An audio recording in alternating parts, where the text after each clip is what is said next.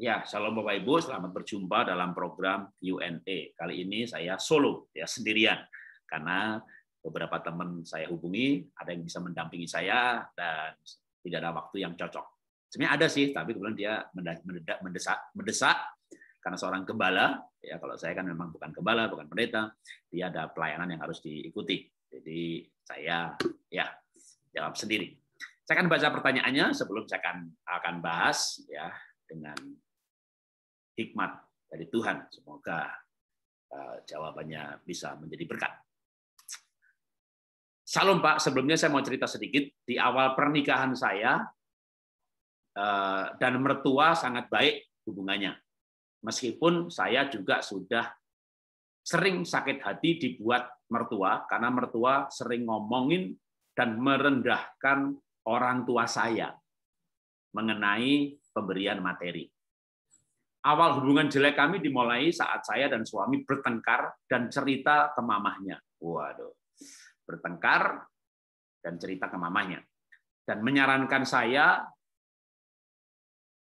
ditinggalkan aja. Jadi suaminya bercerita ke orang tuanya ketika bertengkar, dan orang tua suami, dari mertua, menyarankan supaya saya ditinggalkan saja di rumah ortu saya.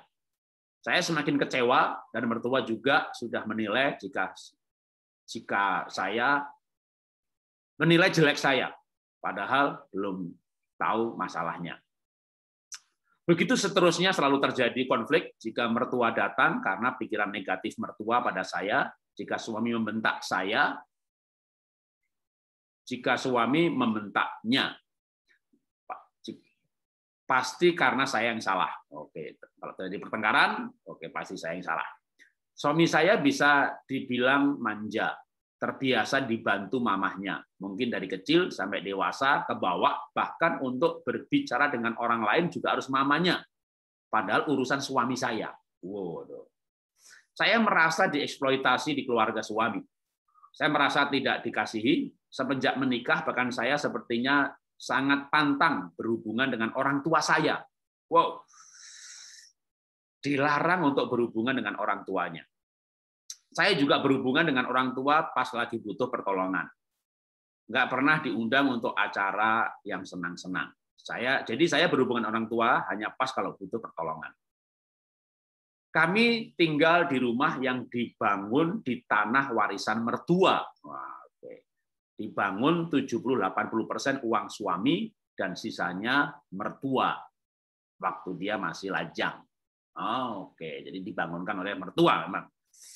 Namun karena ini secara tidak sadar mertua jadi banyak mengintervensi keluarga, apalagi suami memang tukang minta sama mertua. Kadang saya malu, saya harus ingatkan, tapi ujung-ujungnya pasti bertengkar karena tidak sepaham.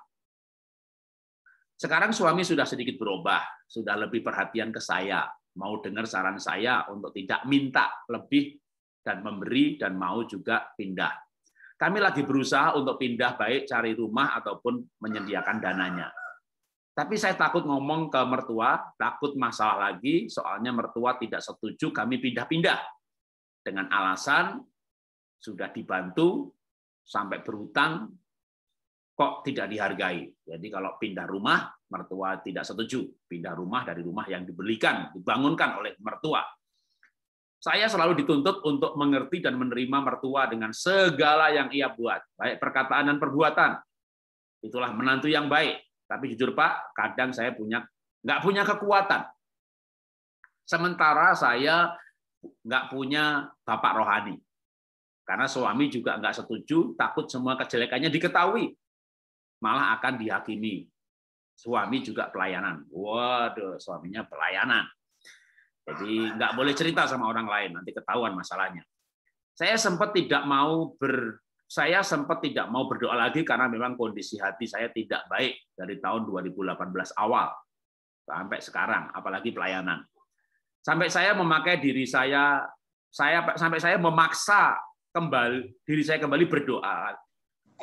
Tadinya nggak bisa doa, sampai akhirnya memaksa diri untuk bisa berdoa lagi. Namun sekarang saya dihakimi lagi. Dengan segala penghakiman yang membuat saya tidak merasa layak lagi dan tidak merasa layak lagi untuk ikut Tuhan. toh saya dianggap berpura-pura sama keluarga suami. Jadi keluarga suami, mertua yang membuat tidak layak karena selalu disalahkan, bahkan yang cukup parah sih menurut saya, menghalang-halangi saya untuk berhubungan dengan orang tua saya. Wah, saya baca sedikit ke atas masalah yang lain, bahwa sebenarnya bukan masalah yang lain, tapi detailnya, iya, mertua juga melarang mertua untuk melarang mampir pulang ke rumah orang tuanya, padahal dalam urusan pekerjaan pas lewat rumah orang tua, sampai seperti itu. Wow. Oke, saya baca lagi juga, walaupun ini latar belakang ini bukan ditanyakan, tapi sebagai contoh saja, bahwa punya anak perempuannya ini, tentu saya sebagai ibu pengen dong anak perempuannya rambutnya panjang, tapi mertua intervensi dan anak saya rambutnya dipotong karena mertua saya berkata tidak ringkes, ribet, lebih baik rambutnya pendek saja. Saya pun tidak berani membantah. Wah, ini menurut saya intervensinya sangat dalam ya, sampai anak itu hak dan otoritasnya orang tua. Tapi mertua sampai masuk ke dalam, bahkan sampai tindakan fisik, ya, memotong rambut anak. Saya nggak tahu nih anaknya nangis atau seneng. Ya, kalau sampai anaknya seneng sih nggak masalah, berarti anaknya sama mertua seleranya sama dalam hal rambut. Waduh, aku cantik nggak pendek. Tapi kalau dia sampai nangis, wah ini bisa menjadi masalah berikutnya, di mana anak pun akan terintimidasi. Tapi saya mungkin akan menyampaikan saran juga untuk dalam hal anak ini ya, ibu memang dalam keadaan yang tidak kuat ya, lewat intervensi seperti itu. Tapi jangan berbagi masalah dengan anak. Dalam arti kalau mertua sampai bertindak seperti itu, Pan, dan kemungkinan kan bisa lagi dan lagi ya, anaknya dipotong sampai rambutnya gitu. Ibu puji aja anaknya, ya. Kamu cantik loh, bener loh. Mama sih sebenarnya lebih senang kamu panjang, tapi ternyata kamu kalau pakai rambut pendek gini lebih kelihatan atraktif, kamu lebih kelihatan gesit gitu loh. Kayak jadi biar jangankan sampai anak menderita, ya. Supaya itu memberi kekuatan kepada anak bahwa oh aku lebih cantik begini. Karena wanita itu kan sensitif ya dengan rambut ya. Rambut itu bahkan disebut dengan mahkotanya wanita. Kalau kita berkata kamu sih sebenarnya cakapan panjang gitu, nanti saya kasihan ya, kasihan dengan anaknya sendiri. Jadi kita bisa membantu dia untuk tidak menderita. Ini satu hal yang sebenarnya nggak ditanyakan, tapi menurut saya ini sebuah sikap yang perlu. Jadi sama juga kalau misalnya nih saya belok sebentar, misalnya bukan mertua, tapi ayah pukul anaknya gitu. Lalu anak berkata, "Papa jahat." Berikan empati dan simpati, peluk dia aja sampai nangisnya habis.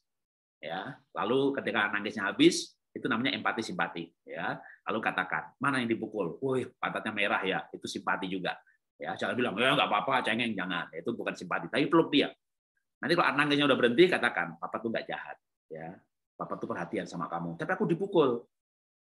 Pernah nggak kamu dipukul? Pak, nilai aku 10. Sini, saya gebukin. Enggak kan? Kamu nggak bikin PR harus dipukul. Memang memukul itu salah. Tapi pasti kamu ada salahnya. Ya, jadi papa itu nggak jahat. Papa pengen kamu jadi anak yang pintar. Jadi hati kita nggak kuat, hati kita nggak setuju, pikiran kita nggak setuju dengan cara menghukum itu. Tapi jangan berkata begitu kepada anak. Ya, nanti baru di kamar. Ya. Karena saya pun juga begitu. Saya Jawa, istri Tionghoa. Kami punya latar belakang cara mendidik anak yang berbeda. Kami berbicara di dalam kamar. Itulah kenapa anak saya nggak pernah melihat kami bertengkar sampai anak menikah usia 28 tahun. Karena kami berbicara itu di kamar. Bahkan kadang bukan di kamar, kami pergi keluar, ya, lalu di mobil kami bicara, muter-muter aja tanpa tujuan, hanya untuk bicara di mobil. Tapi kalau misalnya lalu lintasnya rame dan terganggu, takut malah ada apa-apa, ya kami berhenti, parkir, atau kadang kami masuk ke restoran, lalu kami berbincang-bincang di situ. Itulah kenapa. Dan kalau kami berbincang-bincang di restoran, kami nggak mungkin akan bertengkar emosional, karena banyak orang lain. Itu cara menguasai diri supaya bertengkarnya itu masih sopan. Jadi bertengkarnya di depan umum, gitu ya, di tempat umum, di restoran gitu. Lalu kita diskusi, ya, lalu kita pulang lagi. Jadi anak nggak pernah lihat kita bertengkar. Nah, kembali kepada permasalahannya dengan mertua yang memang intervensi menurut saya sudah luar biasa, ya, sudah luar biasa. Sekali lagi saya selalu menasihati dari sisi yang berguna untuk yang bertanya, ya, untuk berguna yang bertanya, karena memang namanya mertua ini semuanya bisa serba salah, ya. Aquanya jangan merek ini, sabunnya jangan merek itu, ya. Ibu lagi makan di kamar, dibilang nggak mau berbagi, padahal di kamar pakai AC, katakanlah begitu, dan di luar pun juga ada makanan yang sama, tapi mungkin mertua menduga pasti yang dimakan di kamar yang berbeda. Jadi memang kalau mertua datang itu segala sesuatu bisa salah. Saya aja, ya sekarang mertua ikut saya, tapi udah 2 tahun ini mertua saya ikut saya. Tapi mertua laki-laki biasanya nggak banyak masalah. Yang banyak masalah itu mertua perempuan dengan menantu perempuan. Makanya Alkitab itu berkata, laki-laki meninggalkan ayah ibunya, bersatu dengan istrinya. Jadi sebenarnya laki-laki itu bisa tinggal bersama mertua. Jadi dia meninggalkan orang tuanya, bersatu sama istrinya. Tapi kalau istri meninggalkan orang tuanya, bersatu dengan suaminya, maka nanti istri perempuan ketemu mertua perempuan. Maka Alkitab berkata, wanita meninggalkan, enggak. Laki-laki meninggalkan ayah ibunya, bersatu dengan istrinya. Bisa rumah sendiri, bisa rumah orang tua seistri, itu nggak banyak masalah. Nah, atau malah mertua yang ikut, memang kalau mertua ikut anak mertua, ya mertua ikut saya, dan berarti saya pihak laki-laki, nggak banyak masalah. Tapi kalau misalnya ibu saya ikut saya, nah itu kan nggak akan ada masalah. Walaupun yang meninggalkan malah orang tuanya, ya meninggalkan itu misalnya gini, saya bangun rumah, lalu orang tua ikut saya. Itu aja pasti ibu saya dengan istri saya akan banyak masalah. Walaupun sama-sama baik, sama-sama rohani, karena memang namanya wanita itu kan detail. Ya, hal-hal kecil diomongin. Kalau misalnya mertua saya laki-laki ngomong, Rod, genteng itu harusnya miringnya segini supaya enggak bocor gitu ya. Ya, oh begitu ya. Udah kita perbaiki, padahal namanya perbaiki genteng, ganti kemiringan. Tapi itu nggak jadi masalah gitu ya. Atau pakai merek ini, pH-nya begini, ya oke gitu. Tapi kalau wanita, hal yang sama diomongin gitu ya, kan bisa merasa bahwa kenapa aku salah melulu ya gitu ya. Jadi memang itulah permasalahan di antara para wanita, sehingga Alkitab menyarankan supaya laki-laki meninggalkan ayah ibunya lalu bersatu dengan istrinya. Nah, ini sudah meninggalkan kan, ibu sama suami tinggal di rumah, cuma masalahnya rumah ini dibuat oleh suami dibantu mertua. Jadi mertua merasa udah dibuatkan rumah, masa nggak ditinggalin. Nah, memang ini memang tidak bijak juga kalau sampai meninggalkan tempat itu. Tapi masalahnya mertuanya sering datang. Kalau saya dulu punya akal, saya tinggal di Jakarta, mertua di Cirebon. Ya, kalau mertua datang saya pergi pelayanan. Walaupun sebenarnya nggak banyak masalah, coba ya kadang telinga ini kayak gerbek-gerbekan aja tuh. Ngomong ini, ngomong itu, ngomong ini, ngomong itu, sebaiknya akhirnya ini, lihatnya begini, lampunya jangan pakai merek ini tuh, semuanya gitu ya. Itu karena saking sayangnya orang tua kepada anak. Kalau ibu saya datang, bapak saya datang itu nggak pernah ngomong gitu, karena bagi orang tua saya rumah saya udah bagus gitu ya, apalagi orang tua saya di kampung gitu ya, air sungai jadi direbus diminum gitu ya. Tapi keluarga orang tua mertua kan beda, keluarga berada, biasa dapat ini itu, jaga air aja pilih merek, sabun aja pilih merek, udah semuanya kayak salah semuanya gitu. Itu ya cuma saya itu nggak jadi masalah karena laki-laki emang nggak banyak perasaan, bahkan istilahnya nggak punya perasaan gitu ya. Tapi saya bisa membayangkan tuh kalau ibu yang diomongin begitu gitu ya, benar-benar bisa gerebekan dan stres. Nah, sekarang dengan keadaan seperti ini apa solusinya? Sekali lagi ya. Nah, kalau tadi sebenarnya ada titik harapan ya menurut saya, suaminya sudah mulai berubah ya. Berubah itu udah suatu hal yang luar biasa sebenarnya, sudah mulai perhatian sama ibu, dan itu perlu disyukuri. Tapi ingat, namanya suami berubah katakanlah 20%, mertua belum tentu berubah. Ya pasti akan udah susah sekali ngerubah diri sendiri aja susah, ngerubah pasangan lebih susah, apalagi mertua. Maka mungkin terlalu abstrak atau memang nggak ada yang mustahil bagi Tuhan, tapi merubah mertua itu betul-betul mungkin memang kita lebih baik nggak usah berharap. Karena kalau berharap pasti kecewa. Menurut saya kita perlu menyiasati dalam keadaan yang seperti ini itu harus bagaimana. Nah, karena kalau benar-benar kalau itu merubah itu anugerah. Tapi betapa susahnya merubah suaminya susah, apalagi mertuanya, gitu ya. Apalagi dalam merasa lebih tua. Apalagi nih kita pengen merubah dia, tunggu. Jangan-jangan mertua merasa benar. Ya kan? Yang salah itu kamu bukan menantu yang baik, kamu nggak hormat, kamu nggak ngerti kesehatan. Yang sabun yang bagus tuh begini, air yang bagus tuh begini. Waduh, dasar nada. Mungkin saking karena mungkin kita dibilangin agak ngeyel sedikit atau mungkin bukan ngeyel ya. Ya kan sabun mau ganti ya dihabisin dulu dong, masa langsung dibuang gitu. Air ini udah beli segalon, masa ganti merek, oke, tapi biar habis dulu lah. Sebulan belum habis, dia udah datang. Dianggap ngeyel. Lalu untuk meyakinkan itu apa? Dasar goblok gitu, dasar nggak berbudaya. Nah, itulah anak kalau sama orang tuanya nggak diajarin. Waduh, ini diungkit-ungkit orang tuanya gitu. Karena dianggap kita nggak nurutin nasihatnya. Padahal kita mau nurutin, coba sayang dong. Masa sabun masih gede begini dibuang gitu ya. Nah itu terjadi. Hal seperti itu pasti terjadi.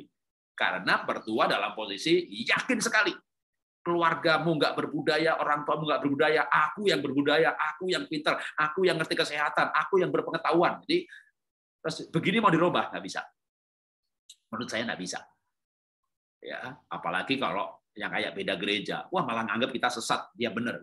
Kita nggak bisa merubah hal seperti itu. Maka satu hal saja, ya menurut saya, bagaimana kita menghadapi hal seperti ini seandainya tidak berubah.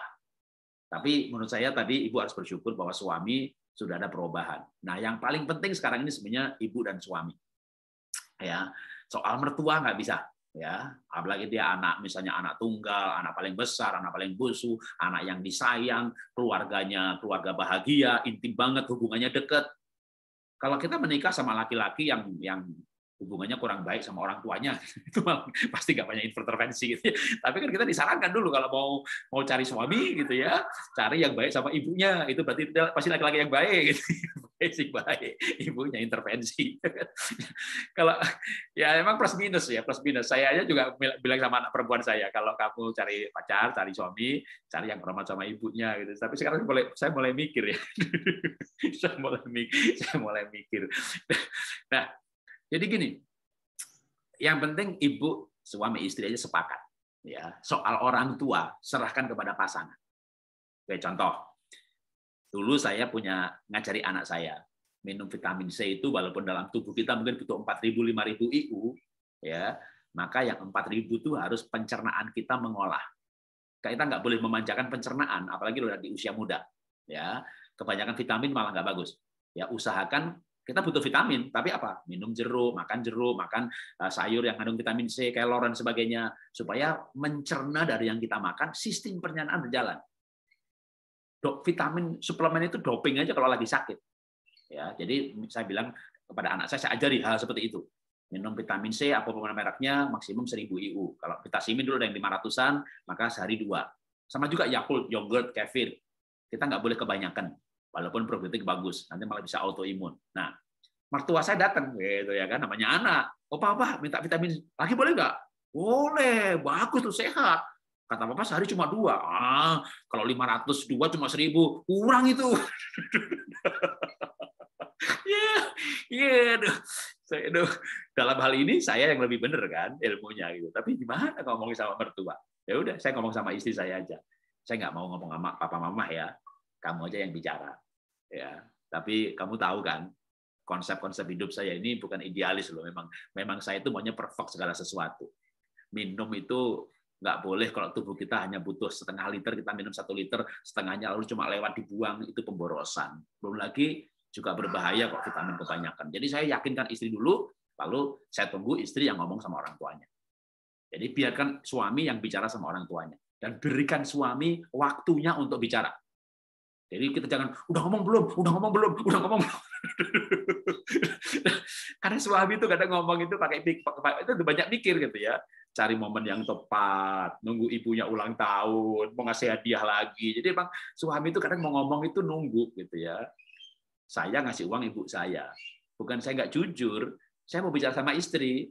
Tapi mau bicara sama istri kan saya nunggu dulu dong, dia senyum, lagi wajahnya bahagia gitu. Ya belum senyum, bukti transfernya kececer ketahuan duluan, dibilang saya bohong itu. Saya tuh nggak bohong, saya mau cerita. Iya kamu cerita kalau udah ketahuan, bukan ketahuan duluan sebelum cerita. Makanya segera cerita lah, gimana mau segera cerita, nanti cerita jadi ribut gitu ya. Jadi saya pun termasuk yang punya pikiran seperti itu. Saya mau cerita tapi nanti, gitu ya. Baik itu kepada istri, kepada anak atau kepada orang tua. Jadi percayakan hal itu. Nah, kalau urusan mertua, ipar, udah. Yang penting Bapak Ibu beres aja. Mulai dari situ aja, ya. Jadi kayak urusan mertua ini, kalau nanti misalnya suruh ganti sabun gitu ya, bilang aja sama suami, mah, pah, mamamu suruh ganti sabun tuh, gitu ya. Nanti dia datang lagi minggu depan nih, ini sabunnya masih ada, buang aja ya. Kan suami yang beli. Memang kalau kita yang beli kita nggak ikhlas ya. Enak aja di rumah saya ngatur-ngatur merek sabun gitu ya. Tapi gimana lagi? Namanya orang tua ya. Kalau sampai misalnya gini, kita tuh nggak jadi miskin, nggak jadi bangkrut gara-gara buang sabun, udah buang aja udah. Memang nyesek rasanya. Apalagi kalau kita itu, saya itu juga hidup dari bawah ya. Saya merantau ke Jakarta, ya, tinggal di rumah bedeng 6 kali 6 persegi. Saya lahir di keluarga miskin, di mana ibu saya bangun jam 3 pagi bikin singkong goreng, lalu saya ngantar ke warung-warung gitu. Kalau harus membuang sesuatu yang istilahnya begini, kalau dosa kan dibuang, tapi kalau cuma merek sabun atau air gitu, itu kan bukan juga, ini nggak jelek banget gitu, ini air comberan kita buang gitu. Jadi kan cuma, tapi udahlah ngalah aja, udah nggak percaya lagi, ngalah saja. Dan Tuhan berkati berlimpah-limpah. Kita tidak akan pernah bodoh dengan menasihati, kita nggak pernah rugi dengan memberi. Jadi ini kayak perubahan radikal mindset kita untuk menghadapi situasi yang tidak normal ini. Ya, sehingga kitalah yang dirubah menjadi keserupaan dengan Tuhan Yesus, kita menjadi orang pribadi yang mulia gara-gara keadaan seperti ini. Yang penting kita bagaimana menyiasati hal ini, gitu ya. Kalau soal pindah rumah, ya kalau mertuanya masih umurnya udah lanjut gitu ya, maaf nih bukan bicara mengharapkan gitu ya.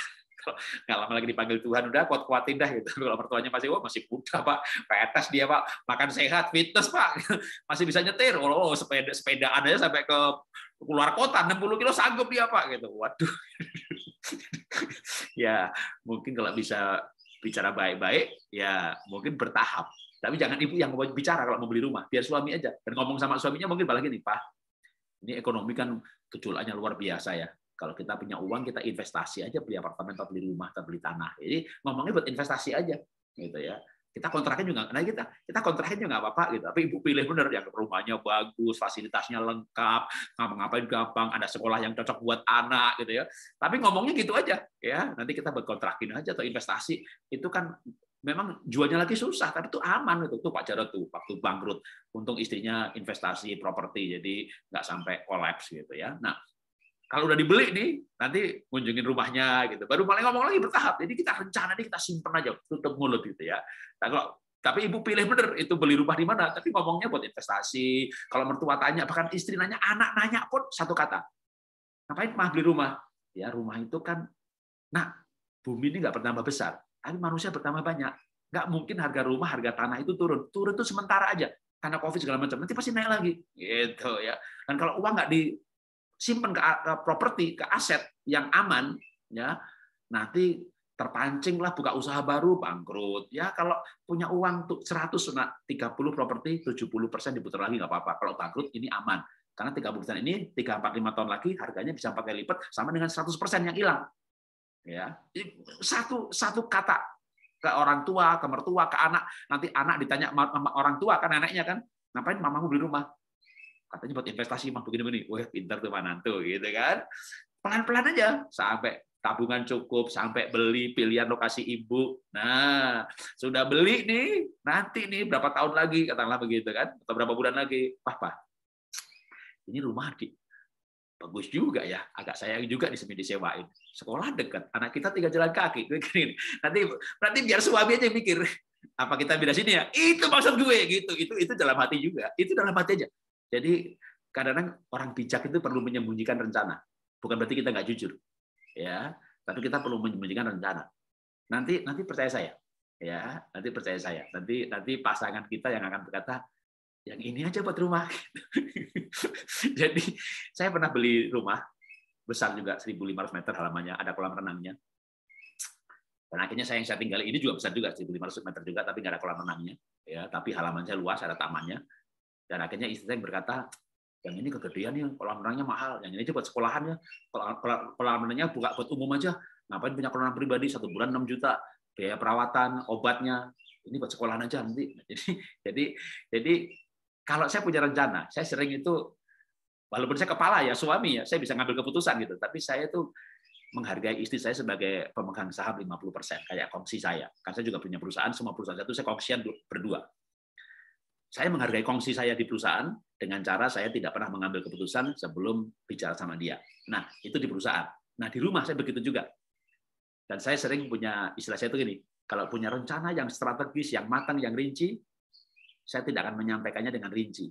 Supaya perincian itu nanti dia yang bisa malah memutuskan. Nah, itu menurut saya lebih jitu.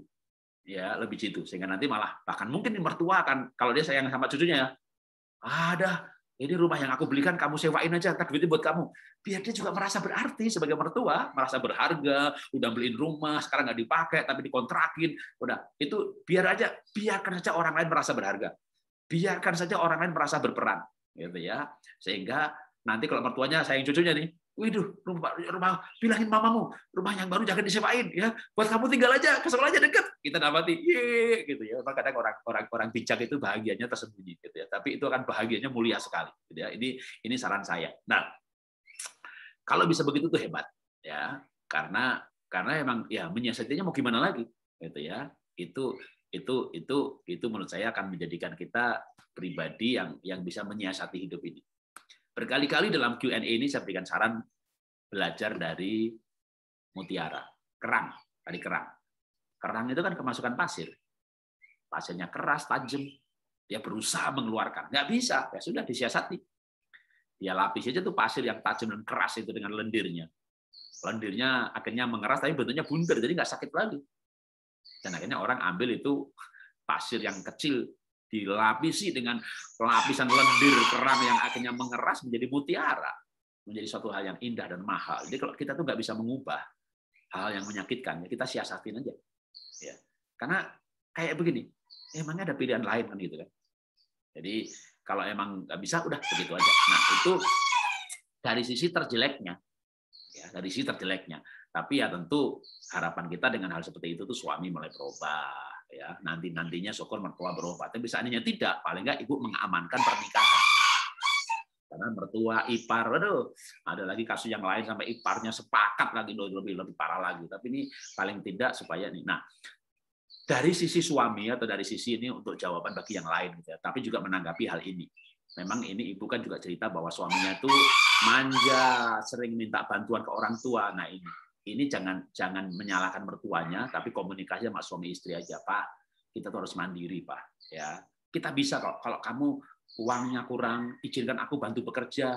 Kita jadikan uangnya jadi satu. Jadi lebih baik kamu minta tolong saya daripada minta tolong yang lain.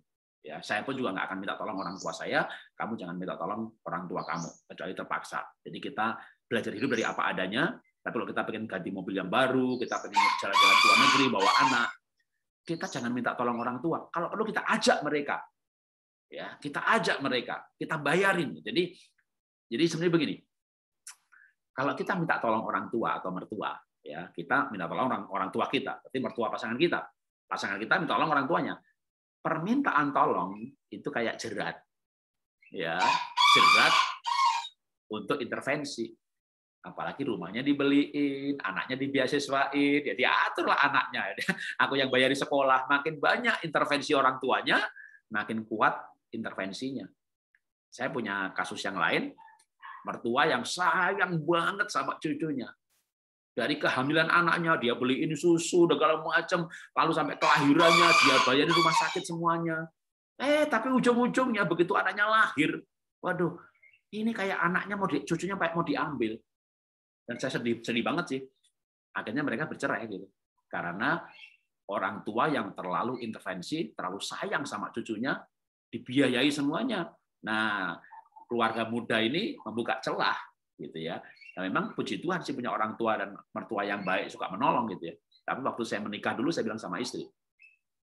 Saya nikah tahun 90, saya bilang sama istri saya, kamu menikah dengan saya, kamu hidup cara saya. Seperti yang Alkitab ajarkan. Cukupkan dengan apa yang ada dan tidak minta dan tidak meminjam. Maka saya kontrak rumah tahun 90 di pinggir kuburan Kuningan Jakarta, 450.000 untuk 6 bulan. Jangankan mobil, motornya nggak bisa masuk, gang kecil, lompat parit, kebun pisang, ada kuburan Kuningan, kami tinggal di situ. Sebelah saya office boy, sebelah saya tukang bakso, sebelah saya tukang sapu jalan. Jadi saya dulunya sarjana, kami nginep itu 3 tahun kami tinggal di rumah. Kalau ada tamu datang, keluarga mau datang, kita ketemunya di lobi hotel aja. Saking malunya, rumah bedeng 6 kali 6 meter persegi, ruang tamu 2-3 meter, lalu tempat tidur itu nggak ada batasnya, ya kayak cuma korden ditutup, kamar mandi dapur jadi satu, nggak ada batasnya juga. Rumah petak 6 meter persegi, 6 meter persegi itu ruang tamu, itu dapur jadi satu. Kalau istri saya mau pinjam orang tua, pasti dikasihlah bangsa 30-40 juta untuk kontrak rumah di Jakarta yang tahun 90 itu kalau 40 juta bisa dapat 3 tahun, udah bagus banget. Jadi per tahunnya itu 15 juta udah bagus. Tapi saya bilang sama istri, tidak. Kita kontrak 450.000 untuk 6 bulan. Kan kita punya uang 5 juta bisa. 5 juta kita tabung. 5 tahun lagi kita beli rumah tanpa kredit. Saya bilang begitu. Jadi saya tegas untuk tidak minta dan pinjam. Mertua, orang tua, paman dari keluarga istri saya, nggak usah dikasih tahu kita tinggal di mana. Kalau mau ketemu, kita ketemu di hotel. Memang jadi kayak ekstrem juga, gitu. Tapi saya tidak membuka celah sedikit pun untuk berpinjam kepada keluarga istri saya yang cukup mampu. Ya, cukup mampu. Emang apalagi keluarga adiknya, papahnya, adiknya istrinya, usahanya gede-gede gitu ya. Tapi saya bilang sama istri, waktu itu tegas, waktu mulai pernikahan, kita tidak buka celah dengan minta pertolongan orang lain. Ya, nah. Kalau sudah terlanjur, ini kan masanya sudah terlanjur, ya sudah, ya mau disiasati gimana? Ya sudah terlanjur, paling kita menghadapi ini pelan-pelan, gitu ya, dengan mulai menjadi pribadi yang bahagia, pernikahannya dikuatkan, ya, kita nggak usah banyak komunikasi dengan mertua, konsentrasi istri dan anak, suami dan anak.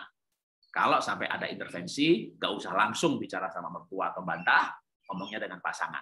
Serahkan aja kepada pasangan untuk kapan bicara dengan orang tuanya, atau bahkan mungkin nggak bicara, kita nggak tahu, ya pokoknya kita sampaikan aja. Tapi ibu harus menyampaikan ya, kalau nggak nanti meledak gitu ya. Ibu harus harus mengeluarkan sesuatu ya. Kalau konseling ya terserah ya. Kadang-kadang ada laki-laki kan yang punya kebanggaan, apalagi kalau dia pelayanan begitu, dia pasti nggak mau konseling. Tapi bisa disarankan sebenarnya konseling ke. Kenapa saya sering menyarankan ke lembaga profesional, gitu ya? Karena pasti bisa jaga rahasia. Konselingnya ke ibu gembala, ibu gembalanya sih baik gitu ya. Tapi waktu dia ketemu pendoa syafaatnya, yuk kita doakan ya. Dia itu begini-begini loh. Jadi ada gosip di gereja namanya pokok doa.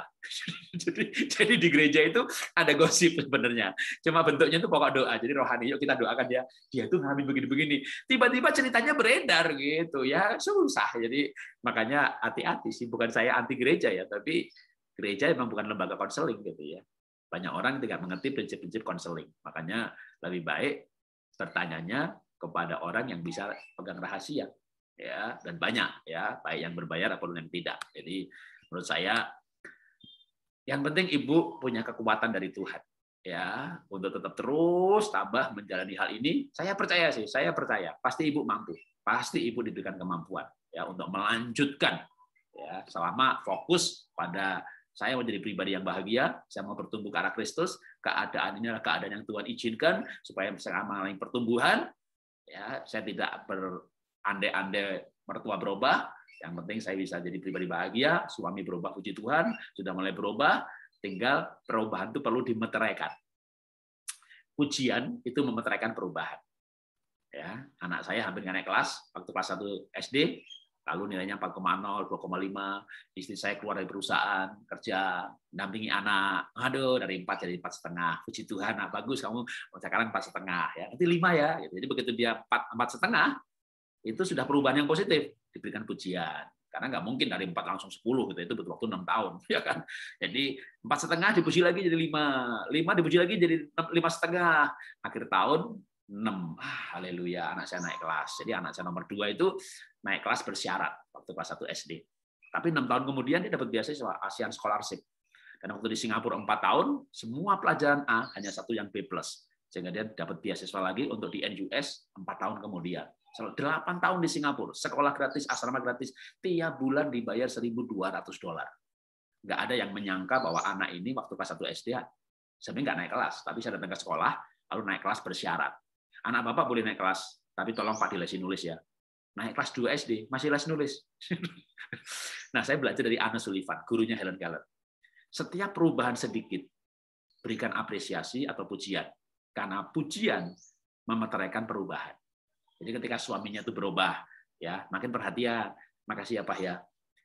perhatianmu itu mungkin bagi kamu nggak apa-apa, tapi bagi saya itu berarti banget. Nah, gitu ya. Berikan apresiasi, berikan pengakuan. Ya, jangan pelit dengan pengakuan. Anak juga misalnya, anak, kamu tuh betul-betul mama tuh bangga banget loh. Kamu tuh bisa sayang sama oma gitu. Malah jangan cemburu sama omanya, anaknya deket, watar dimiliki nih gitu. Percaya saya enggak. Sikap yang positif justru membuat anak makin dekat sama kita. Makin kita negatif, malah nanti anak makin jauh dengan kita. Yang kita khawatirkan akhirnya betul-betul terjadi, jadi anak omanya. Nanti dia punya lagu. Tahu lagu anak zaman sekarang? Ya. Oh, Paku tak pernah marah. Oh, aku tak pernah marah. Papaku selalu marah. Jadi papa mamanya marah-marah melulu, opa-opanya nggak pernah marah. Jadi lebih dekat sama opa-opanya gitu. Itu lagu anak-anak itu kan cermin hati. Jangan sampai itu terjadi dengan cara sikap positif kita. Ya, kita punya sikap positif. Nah, itulah yang akan memperbaiki keadaan. Ya, Tuhan memberkati.